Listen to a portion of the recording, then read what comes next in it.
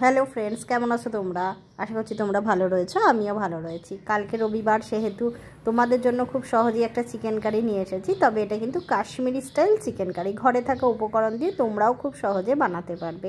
কিভাবে বানাচ্ছি দেখো। বানাতে নিয়েছি একটু চিকেন, পেঁয়াজ, কাঁচা লঙ্কা আর টমেটো। সঙ্গে নিয়েছি একটুখানি টক দই, এটা আমি ফেটিয়ে রেখেছি। আর নিয়েছি কাঁচা লঙ্কা আর রসুন বাটা। প্রথমে মাংসটাকে ম্যারিনেট করবার জন্য নুন, কাঁচা লঙ্কা, রসুন বাটা নিলাম। নিয়ে সামান্য গোলমরিচ গুঁড়ো দিলাম, তোমরা যে যতটা ঝাল খাও তার উপরে দিও। দিলাম সামান্য পরিমাণ হলুদ আর সামান্য পরিমাণ ভিনিগার। ভিনিগারটা দিলে মাংসটা একটু সফট হয় আর মাংসে কোনো রকম আঁশটানি গন্ধও থাকে না। আর দিলাম সামান্য পরিমাণ তেল। দিয়ে মাংসটাকে ভালোভাবে, আর একটু টক দইটা দিলাম, দিয়ে মাংসটাকে ভালোভাবে ম্যারিনেট করে রেখে দেবো 1 ঘন্টা। যদি তোমাদের কাছে 1 ঘন্টা না থাকে তোমরা কিন্তু আধ ঘন্টাও দিতে পারো।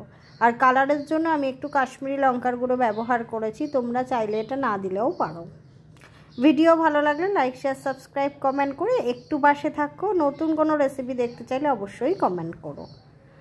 এবার আমি একটা কড়াই বসিয়ে নিয়ে সর্ষের তেল দিয়ে দিয়েছি। দিয়ে দিলাম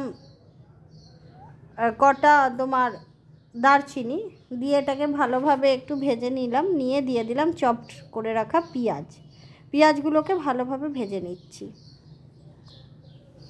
এই ভিডিওটা বেশি করে দেখো, শেয়ার করো। দিয়ে দিলাম টমেটো বাটা। এখানে কিন্তু টমেটোটা পেস্টই দিতে হবে তোমাদের। টমেটো আর পেঁয়াজ ভালোভাবে ভেজে নিচ্ছি। এই রেসিপিটা তোমরা রুটি, পরোটা, লুচি, পোলাও, ভাত সকলের সঙ্গেই খেতে পারবে। দিয়ে দিলাম হলুদ, চিনি, নুন আর কাশ্মীরি লঙ্কার গুঁড়ো, এতে কালারটা খুব ভালো আসে। আর এটা দিলাম সামান্য পরিমাণ গোটা জিরেকে আমি ভেজে গুঁড়ো করে নিয়েছিলাম, জিরে গুঁড়ো। এটা তোমরা যদি না চাও নাও দিতে পারো, তবে জিরে গুঁড়োটা দিলে বেশি ভালো লাগে। দিয়ে ভালোভাবে এটাকে ভেজে নিচ্ছি। মশলাটাকে ভালোভাবে ভাজবে যতক্ষণ না তেল ছেড়ে আসছে ততক্ষণ।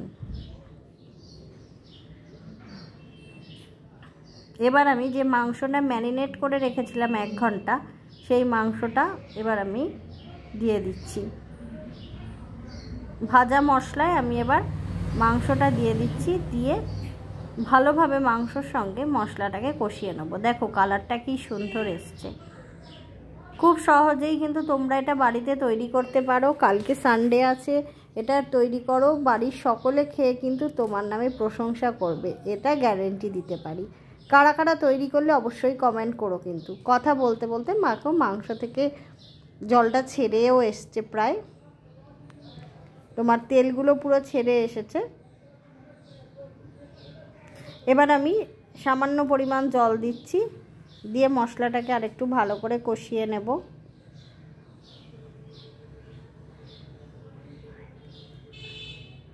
এই চিকেনটা খেতে কিন্তু অসাধারণ লাগে।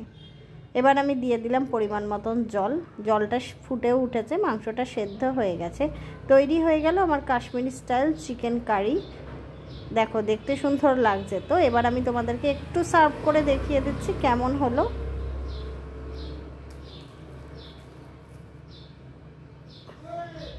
এই ঝাল ঝাল চিকেন কারিটা খেলে কিন্তু মুখের স্বাদ ফিরবে, এটা বলতে পারি।